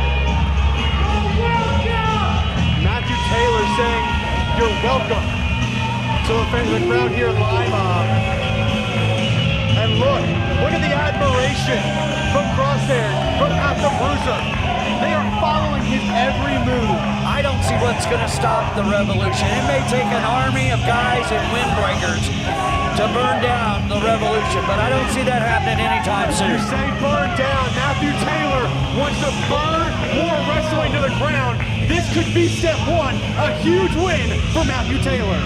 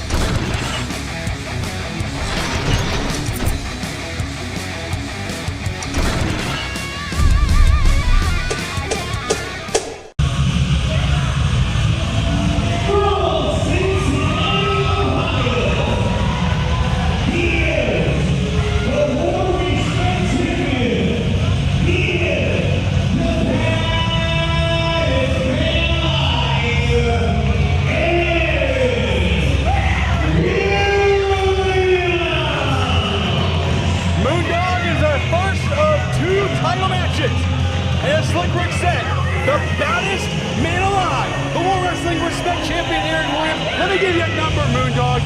645. 645 days Aaron Williams has been the World Wrestling Respect Champion. Just think of how much has happened in the world in the last 645 days, and he's still the Respect Champion. The only constant is the baddest man alive. How good does it feel for all you Lima, Ohioans to be back at World Wrestling? And standing before you is the absolute greatest wrestler to ever step through a World Wrestling curtain, and the title belt around my waist proves it.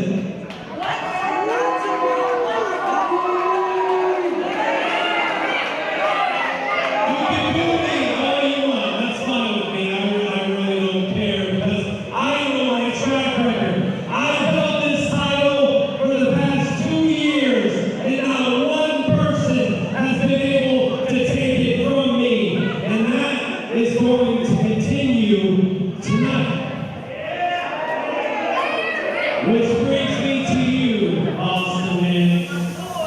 I know, bud. I know you're sad because your partner got hurt and you were a tag team champion and then you got your titles taken away and it's a real sad story, but Aaron Williams doesn't give two craps and he's going to knock you out just like he knocks everybody else out. So it's a real shame because I look so mean and you so good.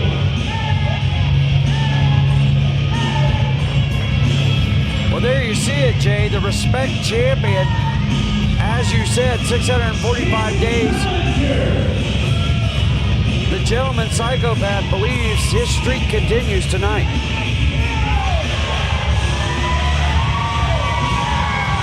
And here comes the challenger.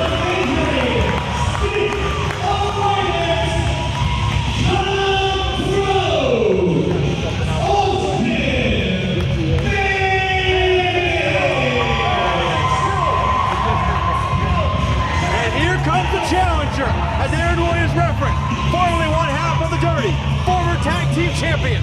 Austin Mannix now on his own. At Green with Envy, he defeated Reigns in a hard-hitting contest.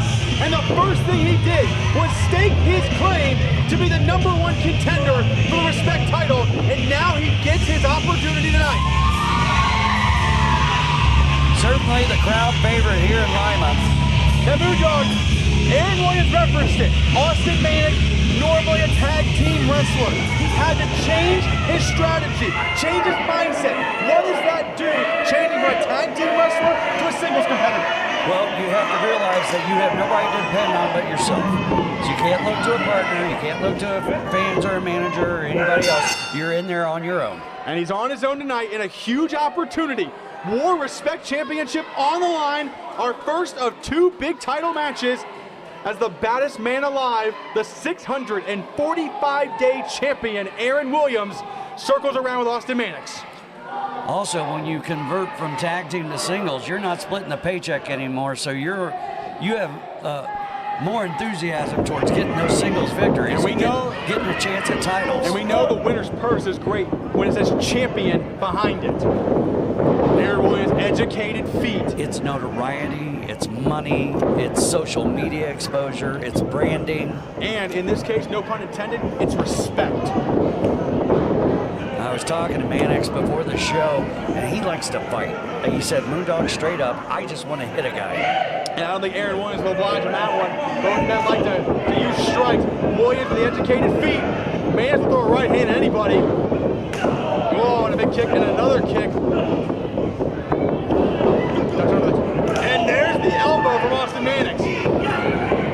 Normally in a matchup with these two, their opponent is at a disadvantage striking.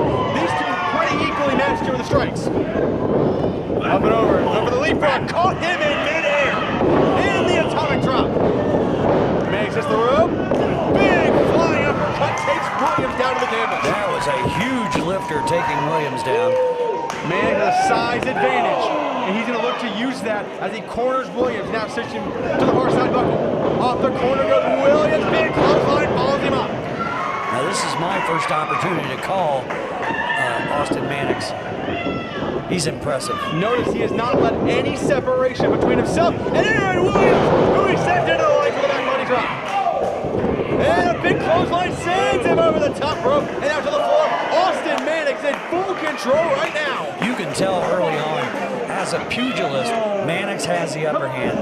Williams does not want to go fisticuffs, does not want to trade hands in the center of the ring. And again, Austin Mannix not letting Williams have any breathing time. Right back on the attack with the right hand.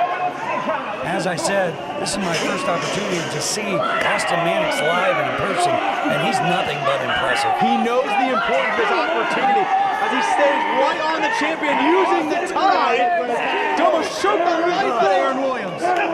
The great Gorilla Monsoon used to get on IRS for having that tie on. And right here, you can see Gorilla Monsoon looking down and laughing at Aaron Williams. Aaron Williams, though, not laughing as Austin Mannix's repeated boots. And look at the shape of the champion. This is the first time in his 645-day title reign he might be on the defensive. And Williams getting that separation you've been talking about by pushing Mannix spine first right into the hardest part of the ring, the steel ring post. And he's going to meet the post one more time, this time shoulder first. Referee out there right with him, letting him have a little bit of leeway. And now Aaron Williams says, get in the ring, give me my count out, let's go. He wants the count out. Aaron Williams and I are a whole other story. I've called many, many matches of Aaron Williams, and on one occasion, I shared the ring with him. He is one tough SOB, and he can take mounds and mounds of punishment. The moniker baddest man alive just doesn't look good on a t-shirt. It's the real deal with Aaron Williams. He is the baddest man alive. And we can have a count out. Mannix back in at the count of 9, but as he gets back in, Williams all over him with stomps. And now Williams looking to follow up, rings the arm. Cyclical leg sweep takes him down to the canvas with pin attempt. Just the one count. I'm amazed at the execution. Did you see how he hooked the leg and really pulled it out on the Russian leg sweep. Got every bit of leverage he could. Williams is a 15-year veteran. He knows his way around this ring, and with every victory, his confidence continues to grow. He's had so much success. IWA Mid-South, I mean, all over the country. Nice spinning back kick from Williams. Then the pump, the up kick. And a kick right across the chest, floors him. And again, goes for the cover. 1, 2. Didn't hook a leg. Didn't hook a leg. And that tells me Williams didn't expect to get the pin. He just wanted Mannix to expend more energy. I mean, it's almost a mental thing. Let Mannix know, I'm in control. You're wrestling my match right now. As he cranks on the neck of Austin Mannix. A lot of torque there. Here he's leaning into it, just using his body. But look at Mannix raking at the eyes, just anything to get out of that hole. Oh, what a kick. Echoing through the Empowered Sports Center. Shoots him off, does Williams to the far side rope. Mannix blocks, kicking under the chest. STO down. Here's the cover. 1 and 2 and no. I'm surprised Williams with that one. Grabbed him right by the skull, back trip, and there you have it. And there's a pump kick to respond. Aaron Williams using his educated feet to his advantage. And a nicely done suplex down to the mat. Lateral press, 1, 2, and a 2 count. Almost a Sambo slam on that. And again, look at Williams. All that punishment he took up front, and he is just showing so much resilience. And now look at the body manipulation of Aaron Williams.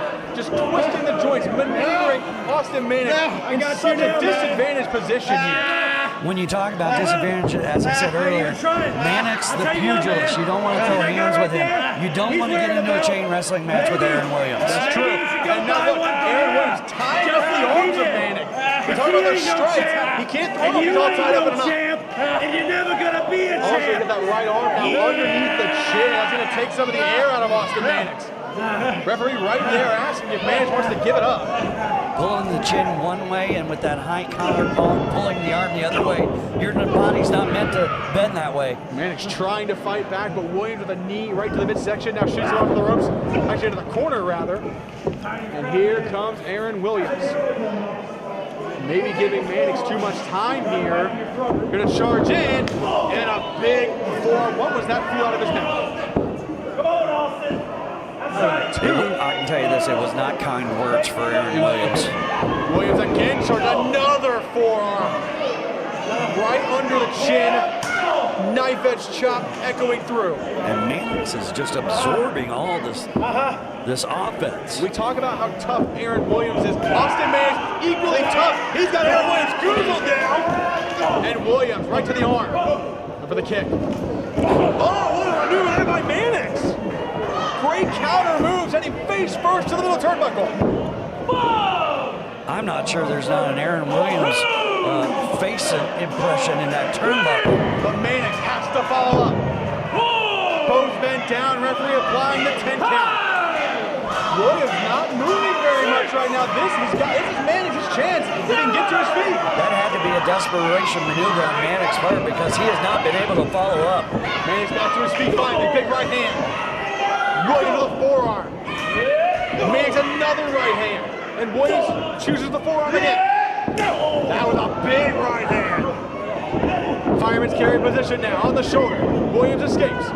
Big back elbow up. Creates the separation for Mannix, who charges at Williams, and he eats a kick to the face.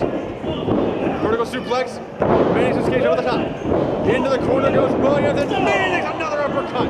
And a forearm to answer. And now, whoa, elevation, pop up, German suplex. Austin Mannix, big senton, this is gonna be it. Back press, hooks the left one, 2. We can have a title change. Just 2. Mannix so close. He's gotta stay on him, he's got Aaron Williams down. Mannix could be ending, looking for the end of this contest right here, right now. Going for a fisherman suplex possibly. Got him hooked. Williams escapes. Big forearm. Ducks another clothesline as Mannix though. Oh, what a kick! Right to the face! He's got him 1 and 2. New champion. No, just 2. Just 2. The amazing resilience of the Respect champion, Aaron Williams, off the chart. Aaron Williams just saw his 645-day title reign flash before his eyes. Mannix trying to follow up now. He's got the champion on Dream Street. Gonna send into the far corner. He'll charge in after him. Right into the midsection with a spear. Williams rolls through. And he plants him with a DDT out of nowhere. Cover 1, 2, and Austin Mannix kicks out at 2.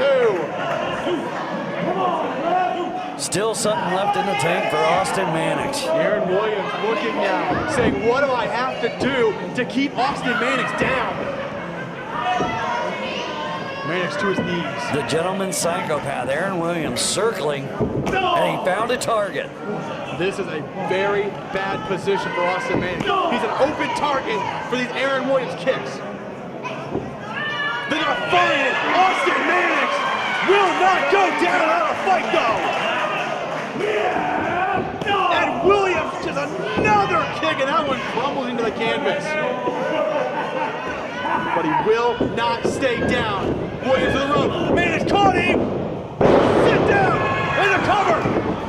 1, 2. Got him. Did he get him? Just 2. The referee just out of position by a millisecond. And that's the difference between a 2 and a 3 count without a new champion. Oh, what a flatliner! Hung up the drive, flatliner down. This could be it. 1, 2. You've got to be kidding me! Aaron Williams kicks out again. How much more does Aaron Williams have? Not a lot of lift on that kick out. Aaron Williams does not know where he's at. And when he turns around, he's got a focused Austin Mannix in his crosshair. Mannix setting up, waiting for Williams to turn around. Charge in the corner. Williams moved out of the way, though. And a kick right to the back. Clubbing blow to the throat. Williams rolls him back. And a kick right under the jaw. And a pile driver. He stuck the landing on that. With a pile driver. 1, 2, 3. No way. Austin Mannix kicks out at 2. Mannix showing the heart of a champion. Williams to the top. Williams from the High Ridge District now. He goes for everything. Frog splash connects, but he can't follow up. Now the cover. 1, 2.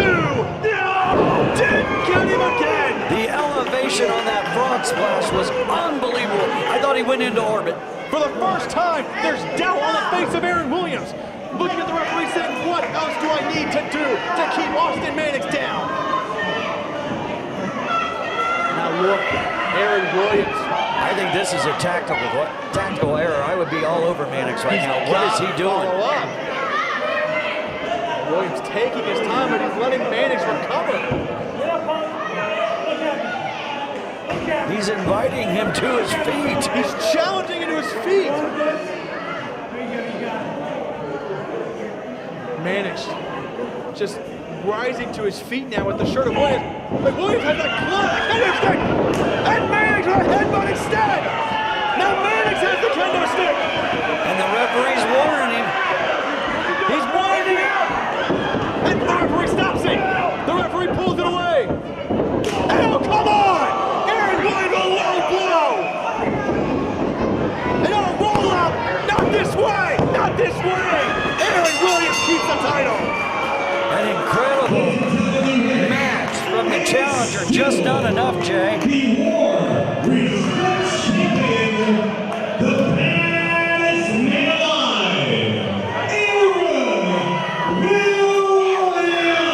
Aaron Williams knew he was in trouble. He had to resort to the low blow, but Aaron Williams keeps the Respect title. And what you saw there was the exact opposite of respect. I don't know this guy anymore. I don't. The baddest man alive did anything and everything. He earned this victory until the end. He steals it from Austin Mannix. Nonetheless, we are now on to day 646 and counting. You can see what he traded his honor in for, and that is right across his shoulder right there. The Respect Championship, and he's thrown away all his loyalties and all his honor in order to keep that championship. Aaron Williams waving goodbye to Austin Manning, the baddest man alive, still the War Respect Champion.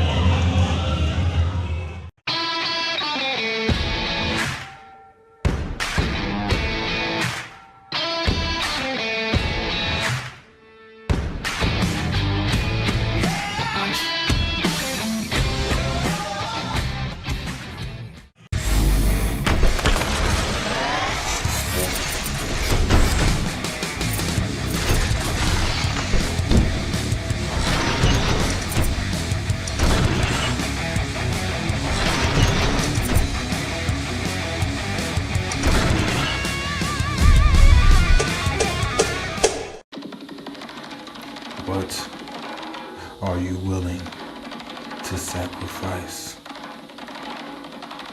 What are you willing to sacrifice to become the War Wrestling Champion? I know what I'm willing to sacrifice. Do you, Cody?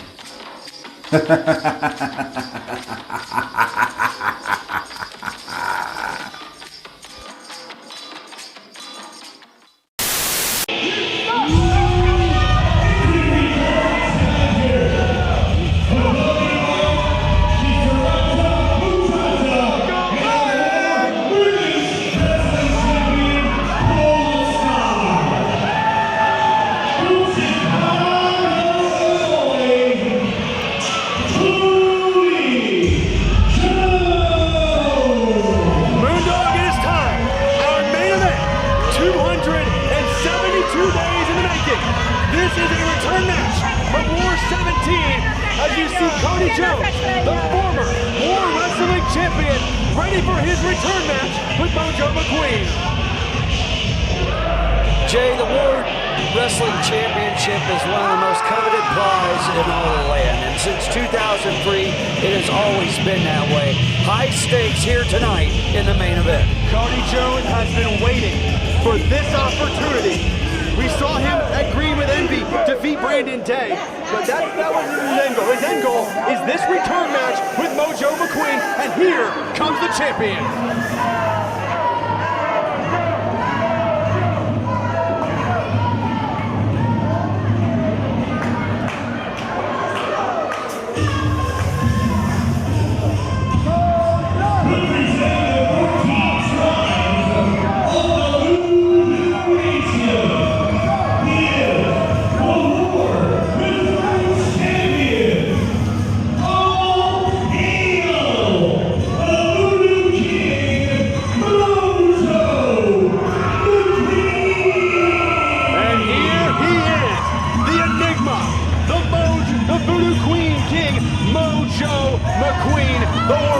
Champion. Eerie, creepy. I can exhaust an entire thesaurus worth of superlatives to explain this guy, and I would never get it right. There you see that black box of souls. This is the one guy I avoided in the locker room. He is an enigma. He is one to his own. And 272 days ago, a choke slam from the top of a steel cage granted Mojo McQueen the War Wrestling Championship. And tonight, the rematch with Cody Jones. Huge opportunity for Jones. This is must win for Cody Jones. He's called himself the anti-hero of War Wrestling. He's obsessed with being the War Wrestling Champion. And now him clutching at the championship. Think about the lineage of the War Championship. I mean, Cody Hall, Sherman Tang, so many great Hall of Fame wrestlers. And now we are in the era of the Voodoo King. Mojo will have a size advantage. Cody Jones a speed advantage. And the bell sounds, you're underway. Joe Copez is your referee for this main event War Wrestling Championship match. And Cody Jones not going to rush into anything. These two no stranger to each other. Mojo went for a strike and Cody underneath. And a chop, and Mojo shrugs it off. I think Jones made a mistake by letting him turn around there. Yeah, if I were Cody Jones, I would have jumped from behind. Huge size advantage for Mojo McQueen, and now he's got Cody cornered. Big swing again, Cody using his speed. Chop's not having much of an effect though. Mojo has him on the throat and throws him into the corner. Mojo charges in now. Massive shoulder blocks right into the midsection of Cody Jones, who's looking for the back door, trying to escape right now. But no separation from Mojo McQueen. Jones cannot find an escape. Every time Cody tries to get any separation, Mojo McQueen right on him. And what a massive shot to the midsection. Just taking his time now, almost like he's enjoying this. Another shot to Cody Jones. We would never know with that mask on. That's the advantage of being a masked wrestler. You can never see the expression. Cody Jones at one point tried to take the mask off of Mojo McQueen in a previous title match. He's that desperate to win, he'll do anything to become the World Wrestling Champion one more time. But right now, he'll do anything to get out of his corner as Mojo hammers away with shots. Mojo gonna charge, big knee lift, right to the ribcage. We talked about Cody's speed advantage, but right now, he's been neutralized. He has been grounded and trapped. Another shot by Mojo, and that not the landing. Cody Jones won it. And he is in a precarious position on that top rope. Will McQueen take advantage? Mojo McQueen has been waiting for this rematch to get his hands on Cody Jones one more time. And Cody Jones going for a ride. Much to the pleasure of the fans here in Lima, Ohio, much to the disgust of Paloma Star. Paloma Star barking any instruction and words of motivation to Cody Jones, but Cody Jones almost out on his feet right here. And Mojo taking his time, methodically picking apart the #1 contender. Starting off with a double underhook here. And a big throw across the ring, using his size and his strength to his advantage. Now Mojo firing himself up. Cody's in a world of trouble, Moondog. I know the referee. Mojo moving on, and there's the opening Cody Jones needed. Right to the knee of the larger champion, and a kick right to the face. And another. Cody Jones now with the champion down. Quick kicks to the shoulder, to the midsection. And now back to the head. Jones seems to be looking for some sort of strategy. And right now, it's working, keeping the champion grounded with repeated stomps right to the face. Drops the fist down as well. I don't think that's the chink in the armor Jones is looking for, but if it's working for him right now, do anything to keep that big man on the mat. Right now, Cody Jones fighting from on top. And now Cody Jones looking to use a little bit of his speed, a little bit of his aerial offense. As he will slingshot in. Nicely done over the top rope. And then the native of Chicago, Illinois right there. But Mojo sits right back up. Mojo McQueen sits right back up. And Cody Jones takes it right back down to the clothesline. And the senton to follow. Give credit to Jones. He saw one. He saw McQueen. Just a one count, and he sits up again. Sorry to cut you off, Moondog. Oh, he saw McQueen out of the side of his eye and took advantage. He didn't stay still. He went on the attack, and if you want to be war champion, you have to attack. And right now, trying to just wear down the Voodoo King. Cody! Cody! The crowd getting behind Mojo.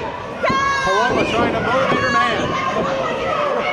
And right now, the champion's grounded. This is what you want to do. You want to keep him on the mat, wear him down. Mojo, almost on the canvas. Your dangerous position for the champion. But he's got Cody by the throat one more time. The power of McQueen. And Cody went to the mask and a kick to the midsection. And now right to the leg that time. And a short DDT, and he spiked the champion. But he's got to follow. Oh, he's got to follow. Mojo sits up again. What do you have to do to keep this man down? Jones has kept his eyes on McQueen the entire time. I got to give him credit for that. Went for a kick and Mojo wasn't fighting it. He says, hit me again. Cody backs away. Knee right under the chin, and that one dropped the champion. You gotta be kidding me. Mojo. Oh, shotgun drop kick to the jaw. Will that keep the champion down? Jones has the champion down. Now has to. Mojo's body was convulsing on the canvas. He's got to take. Where is he getting? Going for the black box. Oh no! Stay away from the box of souls. He's had his moments with the box of souls before, and he's gonna open it again. What in the world? What is that? Mojo, is that? That's a voodoo doll, and I believe It looks like Cody. it does. It looks What like in the Cody. What in the world did Cody Jones just find? And a chop from Mojo. Cody's as shocked as we are. But he drops Mojo across that top table. Great ring awareness. Nice hot shot, and that's going to keep Jones back in this match. But Mojo reaching for the voodoo doll. Cody trying to prevent it. What does that do to somebody's mental state when your opponent pulls out a voodoo doll of you? Well, right now that means Mojo is living rent-free in Jones' head. Cody needs to keep Mojo away from me. He needs to keep the offense on.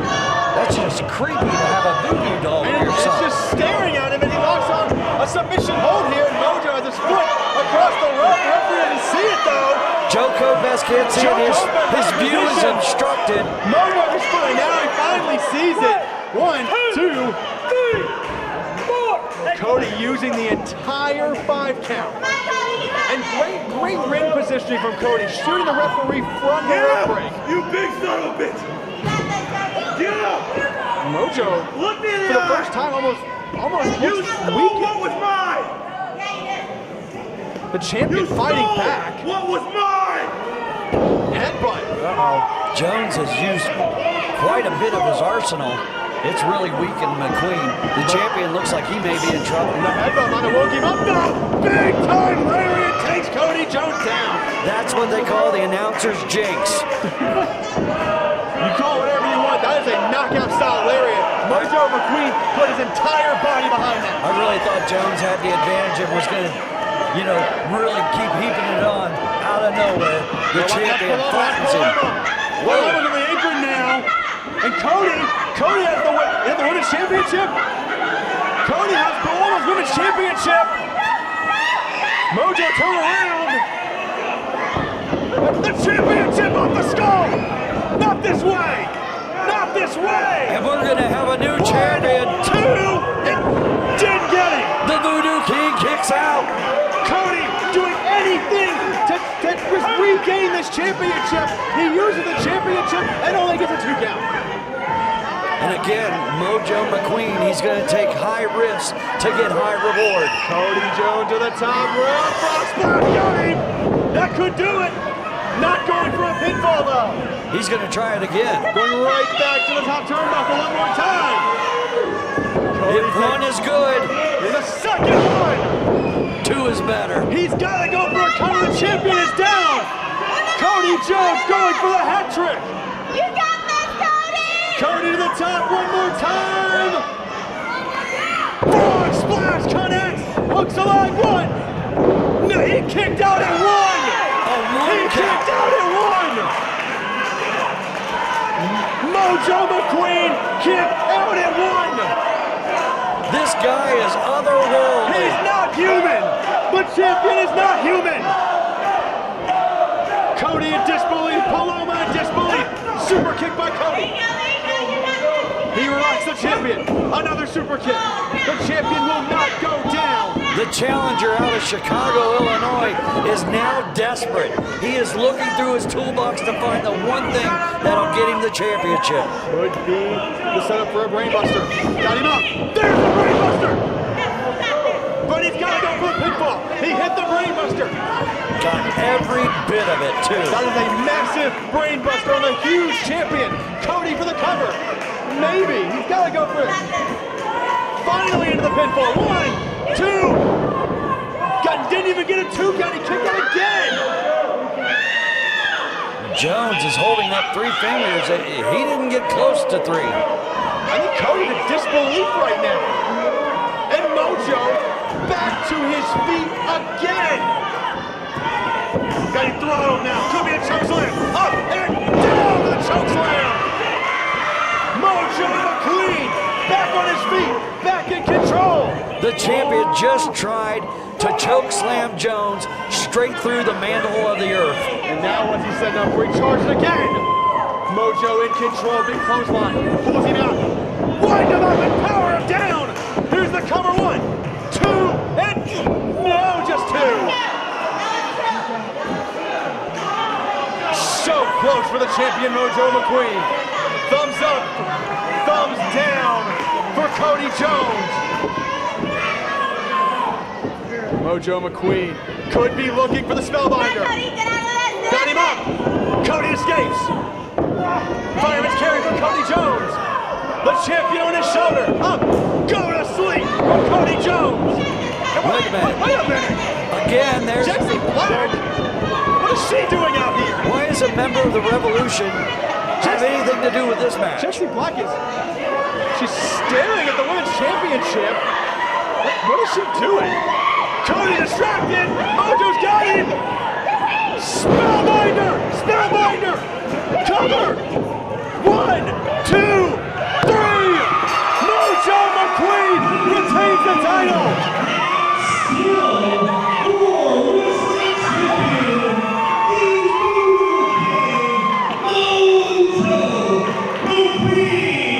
Raise that monster's head. He's headed to the pay window. And the momentary distraction of Jesse Black. Cody Jones took his eyes off the prize. Mojo McQueen, the spellbinder, and the War Wrestling Champion, retains the title. And we still... Wait a minute. Bruiser's Kelly. That's a bruiser. The Revolution down here. The horses of war are hitting the ring. Not again. Mojo trying to fight him off. Here comes Matthew Taylor now. The guiding light is on the apron. The Revolution surrounding the ring. Jones is gone. Paloma Star and Jesse Black still staring at one another. And the Revolution backing away from Mojo McQueen. This is a message being sent by the Revolution. Matthew Taylor said, "Not on your time, on my time." Matthew Taylor sending a message to the World Wrestling Champion. Yeah, they just came out. They just wanted the champion to hear the branch creak. They just wanted to give notice. The Revolution has set their sights on total domination of World Wrestling, and they've got the champion in their crosshairs. What an incredible championship match. Mojo McQueen retains the War Wrestling title, but this is not over with the Revolution. What an incredible night of action, Jay. 2 title matches, but no titles changing hands. War Wrestling back in full swing here at Fansgiving. Ladies and gentlemen, thank you for joining us on the live stream. For Moondog Mooney, I'm James Ronick. We'll see you next time with War Wrestling.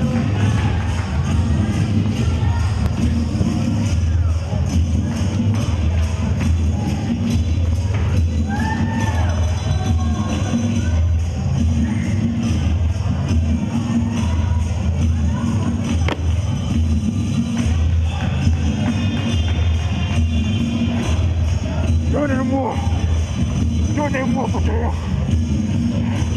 Your soul